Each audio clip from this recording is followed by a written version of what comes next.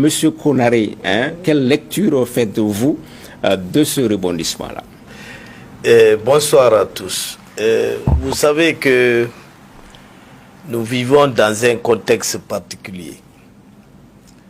Ceux qui ont fait tomber le régime de Ibrahim Boubacar Keïta l'ont fait sur la base d'allégations graves, à savoir que les 1250 milliards affectés par la loi de programmation militaire à l'équipement de l'armée ont été détournés.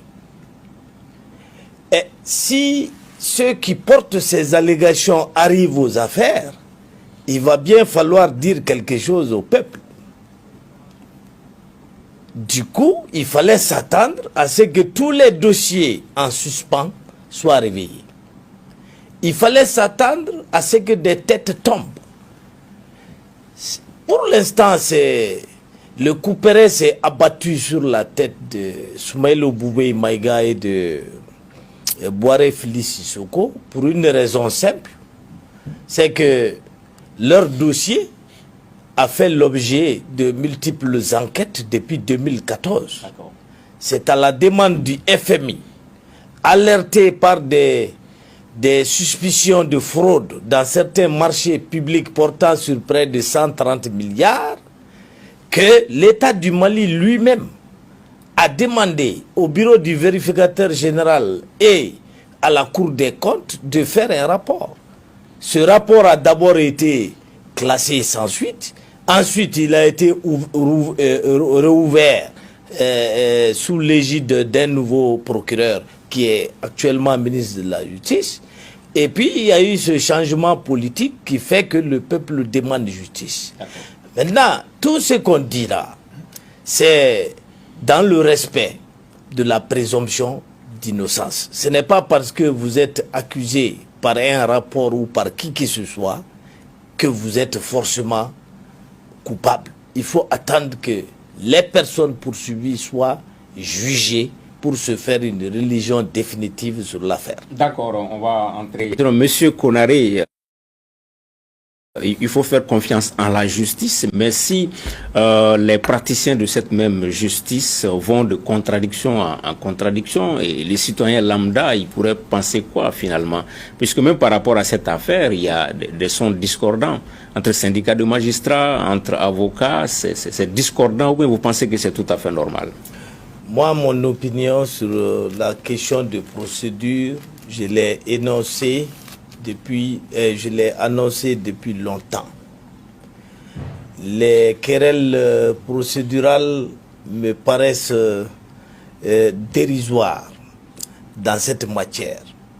Parce que toute la légalité ne se trouve pas dans la loi. Il y a la loi qui est une source de droit, mais il y a aussi la jurisprudence, c'est-à-dire les décisions régulièrement prises par les tribunaux qui constituent une source de droit. Alors, le droit, c'est aussi la réalité. Ce qui n'existe pas, on ne peut pas vous conduire, vous faire juger par une juridiction qui n'existe pas. Moi, je vous donne un exemple. Aujourd'hui, il n'y a pas d'Assemblée nationale, il n'y a pas de haute cour. Supposons qu'en Conseil des ministres, un ministre se lève et tire sur le président ou sur le premier ministre. Vous croyez qu'on va les laisser partir parce qu'il n'y a pas de haute cour? C'est un exemple extrême. Jamais. Jamais. Non, c'est un exemple concret qui est là. Il sera jugé. Devant quelle juridiction? Ça, c'est autre chose. Maintenant, je vous rappelle que la Constitution de 1974 prévoyait la compétence de la Haute Cour de justice pour juger le président et les ministres. Moussa Traoré est tombé en 1991. Lui et ses ministres ont été jugés 2 fois devant la Cour d'assises.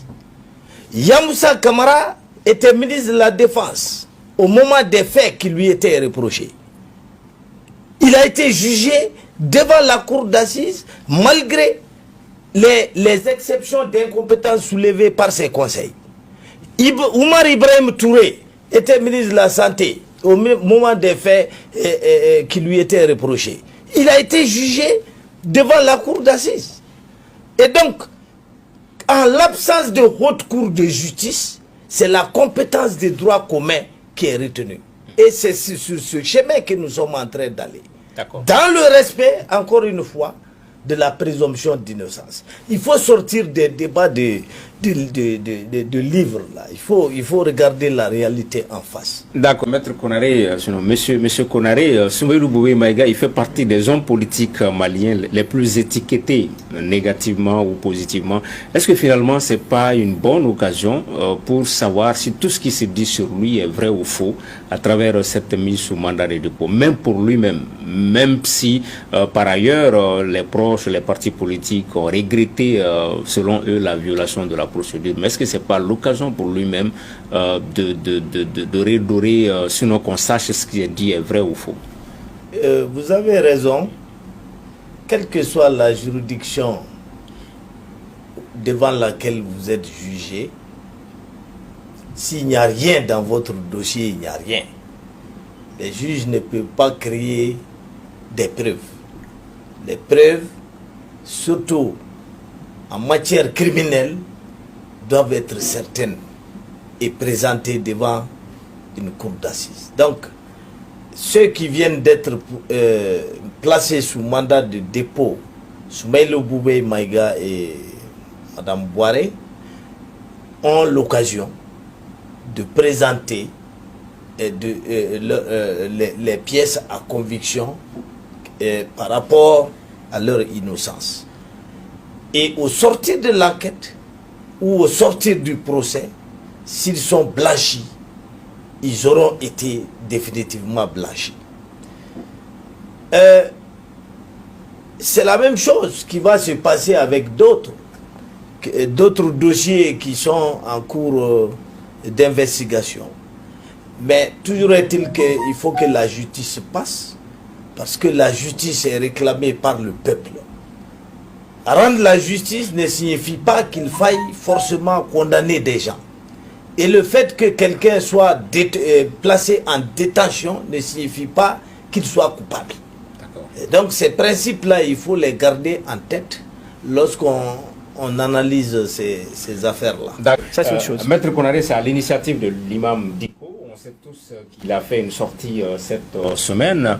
Il ne comprenait même pas, puisqu'il avait dit que les hommes politiques sont prompts à se ranger derrière lui pour faire tomber un régime, mais ils ne sont pas prêts à être derrière lui pour construire. Finalement, qu'est-ce qu'il faut retenir de cette initiative-là? Lorsque l'imam, il y a quelques mois, a publié son manifeste qui a fait grand bruit, je ne me suis pas contenté de le lire et de spéculer. Je suis allé jusqu'au domicile de l'imam. Parce qu'on spécule. Oh oui, il y a beaucoup. Qui n'avons pas été là. Je voulais parler de Serge qui aime spéculer, il n'est pas là. Alors, je suis allé voir l'imam et je lui ai demandé de vive voix le sens de son manifeste. Entre autres choses, il m'a dit ceci. On nous interdit de discuter avec ceux qui mettent notre pays à feu et à sang, alors que nous n'avons pas la force de les vaincre. C'est une erreur, il faut discuter avec eux. Discuter avec eux ne signifie pas qu'il faille forcément aller à leur rencontre de but en blanc. Il y a au centre du Mali, au nord du Mali, des notabilités qui constituent des références pour les leaders terroristes, pour les combattants terroristes. Ils ont leur père, ils ont leur mère sur notre sol. Est-ce que quelqu'un s'est jamais levé pour aller rencontrer ces pères et ces mères-là pour qu'ils parlent à leurs fils et que finalement tout le monde se rencontre pour discuter? J'ai trouvé que son raisonnement était parfaitement logique et je crois que c'est le même raisonnement qu'il est en train de poursuivre en suscitant la rencontre avec le leader de Ansardine, avec l'archevêque de Bamako. Ce n'est que le début d'une discussion plus large qui s'étendra sur le terrain au père des terroristes, au maire des terroristes, au père des rebelles, au maire des rebelles, bref, à toutes les couches socio-politiques du Mali, pour qu'enfin la nation puisse se réconcilier et faire la paix. Si j'ai bien compris la démarche de l'imam, eh bien, ça ressemble un peu à ce que je viens de décrire et je trouve que c'est une très bonne chose. Maître Konaré, le dernier mot, puisqu'au-delà de la présence du cardinal, au-delà de la présence de l'église évangélique, il y a eu, il y a quelques jours, ce problème interconfessionnel, ce n'est même pas interreligieux, interconfessionnel. Des gens se sont retrouvés au niveau du camp 1, voir l'imam Diko et Ousmane Chérif Madana Aïdara ensemble, ça rassure, ça peut apaiser les cœurs des fidèles des deux leaders aussi. C'est tout à fait probable, parce que en réalité, l'incident qui s'est produit aurait pu dégénérer quand des gens appartenant à la mouvance de Aïdara ont déposé plainte contre des gens appartenant un peu à la mouvance de Mahmoud Diko. Heureusement que le feu naissant a été éteint. Nous souhaitons que tous les leaders religieux de notre pays se rassemblent pour montrer la voie. Vous savez, un leader religieux, c'est par définition un sage. Et donc, quand 3 ou 4 sages se mettent ensemble pour indiquer une voie, ça ne peut être que la voie du salut. Et de la sagesse. Ok.